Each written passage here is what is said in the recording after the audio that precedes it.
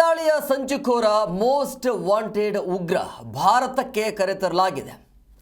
ಮುಂಬೈ ದಾಳಿಯ ಸಂಚುಕೋರ ಉಗ್ರ ಭಾರತಕ್ಕೆ ಕರೆತರಲಾಗಿದೆ. ಎನ್ಐಎ ಕಚೇರಿ ನೆಲಮಹಡಿಯಲ್ಲಿ ವಿಚಾರಣೆ ಮಾಡಲಾಗಿದೆ, ಅರೆಸ್ಟ್ ಮಾಡಲಾಗಿದೆ. ಅಮೆರಿಕದಿಂದ ಭಾರತಕ್ಕೆ ಇದು ಭಾರತದ ದೊಡ್ಡ ಬೇಟೆ. ಈತ ಬೇಕಾಗಿತ್ತು ಭಾರತಕ್ಕೆ. ಅಮೆರಿಕ ಭರವಸೆಯನ್ನು ಕೊಟ್ಟಿತ್ತು, ಹಸ್ತಾಂತರ ಮಾಡ್ತೀವಿ ಅಂತೇಳಿ. ಅದೇ ರೀತಿಯಾಗಿ ಮೋದಿ ಅವರು ಅಮೆರಿಕ ಹೋಗಿ ಅದರ ಬಗ್ಗೆನೇ ಚರ್ಚೆ ಮಾಡ್ಕೊಂಡು ಬಂದಿದ್ರು.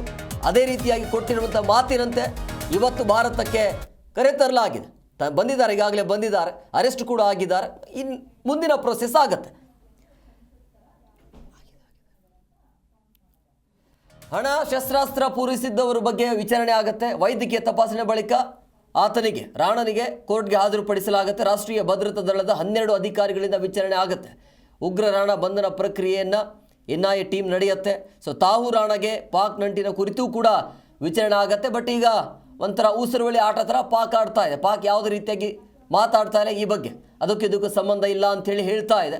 ಬಟ್ ಹಂಗೆ ಪಾಕಿಸ್ತಾನ ಅಂತ ಹೇಳಿದ್ರೆ ಹಂಗೆ. ಬಟ್ ಈತನಿಗೆ ಈಗ ಅರೆಸ್ಟ್ ಮಾಡಲಾಗಿದೆ. ಈಗಾಗಲೇ ಈಗ ವೈದ್ಯಕೀಯ ಪರೀಕ್ಷೆಗೆ ಕರೆದುಕೊಂಡು ಹೋಗ್ತಾರೆ. ಅದಾದ ನಂತರ ಶುರುವಾಗುತ್ತೆ ವಿಚಾರಣೆ. ಭಾಳಷ್ಟು ಜನರ ಬೇಡಿಕೆ ಏನು ಅಂದರೆ ಈತನಿಗೆ ಗಲ್ಲಿಗೇರಿಸಬೇಕು ಅಂತೇಳಿ. ನೋಡಬೇಕು ಮುಂದಿನ ತನಿಖೆ ಯಾವ ರೀತಿಯಾಗಿ ಆಗತ್ತೆ ಅಂತೇಳಿ.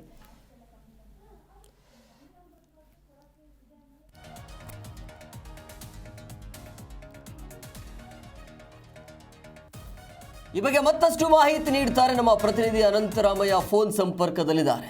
ಅನಂತ್, ಪ್ರಮುಖವಾಗಿ ಭಾರತದ ದೊಡ್ಡ ಬೇಟೆ ಇದು.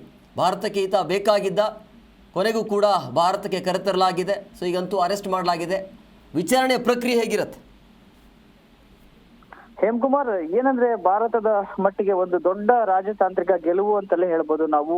ಏನಂದ್ರೆ ಫೆಬ್ರವರಿ ತಿಂಗಳಲ್ಲಿ ಏನು ನರೇಂದ್ರ ಮೋದಿ ಅವರು ಅಮೆರಿಕಕ್ಕೆ ಭೇಟಿ ಕೊಟ್ಟಂತಹ ಸಂದರ್ಭದಲ್ಲಿ ಏನು ಅಮೆರಿಕದ ಪ್ರೆಸಿಡೆಂಟ್ ಆಗಿರುವಂತಹ ಡೊನಾಲ್ಡ್ ಟ್ರಂಪ್ ಮತ್ತೆ ನರೇಂದ್ರ ಮೋದಿ ಅವರು ಕೂಡ ಒಂದು ಭಾರತದಲ್ಲಿ ಏನು 26/11 ದಾಳಿಯ ಪ್ರಮುಖ ಸಂಚುಕೋರ ಆಗಿರುವಂತಹ ತಹೂರ್ ರಾಣ ವಿಚಾರಣೆ ಇನ್ನು ಮುಂದೆ ಭಾರತದಲ್ಲಿ ಎದುರಿಸಬೇಕಾಗುತ್ತೆ ಅಂತ ಹೇಳ್ಬೋದು. ಅದರ ಒಂದು ಎಫೆಕ್ಟ್ ಆಗಿ ಇವತ್ತು ಏನು ಭಾರತಕ್ಕೆ ತಹೂರ್ ರಾಣನನ್ನ ಕರೆತಂದಿರುವುದು, ಇದು ಭಾರತದ ಮಟ್ಟಿಗೆ ಒಂದು ದೊಡ್ಡ ರಾಜತಾಂತ್ರಿಕ ಗೆಲುವು. ನಿಜಕ್ಕೂ ಕೂಡ ಮೋದಿಯ ಒಂದು ಏನು ಅಮೆರಿಕದ ಒಂದು ಭೇಟಿ ಒಂದು ಫಲಿತಾಂಶವನ್ನ ಕೊಟ್ಟಿದೆ ಅಂತ ಹೇಳ್ಬೋದು. ಏನು ಸುಮಾರು 175 ಜನರ ಸಾವಿಗೆ ಕಾರಣ ಆಗಿದ್ದಂತಹ ಇನ್ಕ್ಲೂಡಿಂಗ್ 10 ಜನ ಟೆರರಿಸ್ಟ್, ಅದರಲ್ಲಿ ಅಜ್ಮಲ್ ಕಸಬ್ ಒಬ್ಬ ಏನು ಅವನು ಜೀವಂತವಾಗಿ ಸೆರೆ ಸಿಕ್ಕಿದ್ದಂತಹ ಒಬ್ಬ ಭಯೋತ್ಪಾದಕ ಆಗಿದ್ದ. ಉಳಿದಂತ 9 ಜನ ಭಯೋತ್ಪಾದಕರು ಸೇರಿದಂತೆ 175 ಜನ ಆ ಒಂದು ಘಟನೆಯಲ್ಲಿ ಏನು ತಮ್ಮ ಪ್ರಾಣ ತ್ಯಾಗವನ್ನ ಮಾಡಿದ್ರು. ಅದರಲ್ಲಿ 9 ಜನ ನಾವು ಪ್ರಾಣ ತ್ಯಾಗ ಮಾಡಿದ್ರು ಅಂತ ಹೇಳ್ಬಿಟ್ಟು ಹೇಳಕ್ಕಾಗಲ್ಲ. ಅವರೊಬ್ಬ ಕೃತ್ಯವನ್ನ ಎಸಗಿದಂತ, ಹಾಗಾಗಿ ಆ ದುಷ್ಕರ್ಮಿಗಳು ಸೇರಿದಂತೆ ಅಂತ ನಾವು ಹೇಳ್ಬೇಕಾಗತ್ತೆ. ಇದರಲ್ಲಿ ಪ್ರಮುಖವಾಗಿ ಏನು ತಹೂರ್ ರಾಣ ಡೇವಿಡ್ ಡೆಡ್ಲಿ ಜೊತೆಗೆ ಏನು ಸಂಪರ್ಕ ಹೊಂದಿದ್ದ ಎಂಬ ಒಂದು ಕಾರಣಕ್ಕೋಸ್ಕರವಾಗಿ ತಹೂರ್ ರಾಣ ಈ ಒಂದು ಮಾಸ್ಟರ್ ಮೈಂಡ್ ಅಂತ ಹೇಳಲಾಗ್ತಿತ್ತು. ಅದರಲ್ಲಿ ಒಟ್ಟು 5 ಜನ ಪ್ರಮುಖವಾಗಿರುವಂತಹ ಮಾಸ್ಟರ್ ಮೈಂಡ್ಸ್ ಏನು ತಹೂರ್ ರಾಣ, ಡೇವಿಡ್ ಡೆಡ್ಲಿ, ಜಾಕಿರ್ ರೆಹಮಾನ್ ಲಖ್ವಿ, ಅಂದ್ರೆ ಏನು ಲಷ್ಕರ್ ತೊಯ್ಬಾ ಸಂಘಟನೆ ಪ್ರಮುಖ ರೂವಾರಿ ಈತ ಲಖ್ವಿ. ಇವನು ಅದರ ಜೊತೆಗೆ ಹಫೀಜ್ ಸಯ್ಯದ್ ಮತ್ತು ಸಾಜಿದ್ ಮೀರ್, ಇವರು ಮಾಸ್ಟರ್ ಮೈಂಡ್ಸ್. ಇವರೆಲ್ಲರೂ ಕೂಡಿ ಒಂದು ಸಂಚನ ಮಾಡಿ 10 ಜನ ಟೆರರಿಸ್ಟ್ ಅನ್ನ ಭಾರತಕ್ಕೆ ಇಳಿಸಿದ್ರು 26/11 2008 ಅಲ್ಲಿ.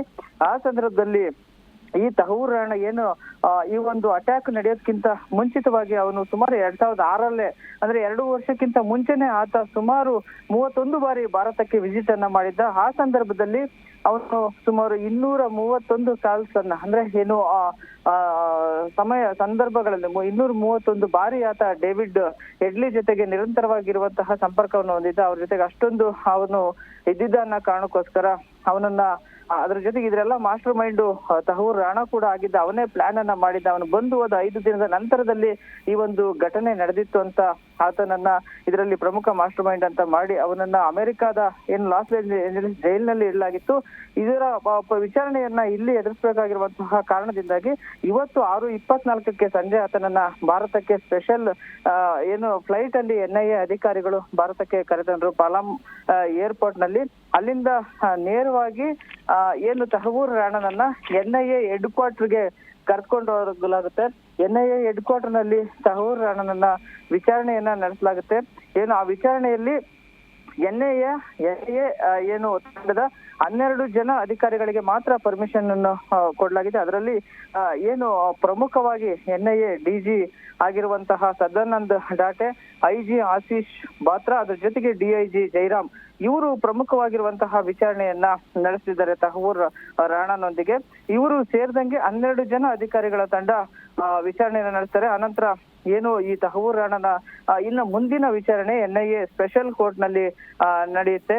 ಏನು ಯಾವ ರೀತಿಯಾದಂತಹ ಪ್ಲಾನ್ ಅನ್ನ ಮಾಡಿದ್ರು, ಇದ್ರ ಹಿಂದೆ ಯಾರ್ಯಾರೆಲ್ಲ ಇದ್ರು, ಎಷ್ಟು ದಿನ ಈ ಒಂದು ಸಂಚಿಗೆ ಪ್ಲಾನ್ ಮಾಡಿದ್ರು ಅನ್ನೋ ಒಂದು ಈ ಎಲ್ಲಾ ವಿಚಾರಣೆಗಳು ನಡೆದಿದೆ. ಈ ಒಂದು ಘಟನೆ ಹಿನ್ನೆಲೆಯಲ್ಲಿ ಮತ್ತೆ ಅದ್ರ ಜೊತೆಗೆ ತಹವೂರ್ ರಾಣಾ ಭಾರತಕ್ಕೆ ಕರೆತಂದಿರುವಂತಹ ಒಂದು ಹಿನ್ನೆಲೆಯಲ್ಲಿ ಆ ಒಂದು ಘಟನೆಯಲ್ಲಿ ಸುಮಾರು 300 ಜನ ಗಾಯವನ್ನಗೊಂಡಿದ್ರು.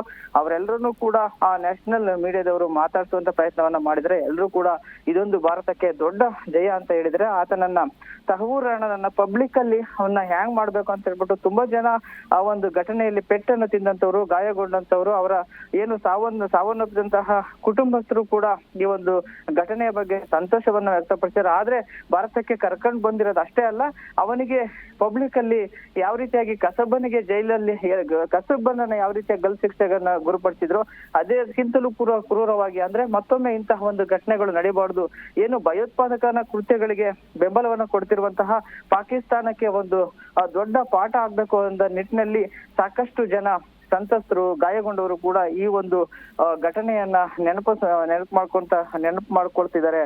ಎಂ ಕುಮಾರ್, ಒಟ್ಟಾರೆ ಹೇಳ್ಬೇಕಂದ್ರೆ ತಹವೂರ್ ರಾಣಾನ ಭಾರತಕ್ಕೆ ಹಸ್ತಾಂತರ ಮಾಡ್ತಿರುವಂತದ್ದು ಇದು ಒಂದು ಭಾರತಕ್ಕೆ ದೊಡ್ಡ ಜಯ. ಆ ಒಂದು ಜಯದ ಜೊತೆಗೆ ಅವನನ್ನ ವಿಚಾರಣೆ ಕೂಡ ತೀವ್ರವಾಗಿ, ಅವನಿಗೂ ಕೂಡ ಕಠಿಣವಾದಂತಹ ಶಿಕ್ಷೆ ಆಗ್ಬೇಕು.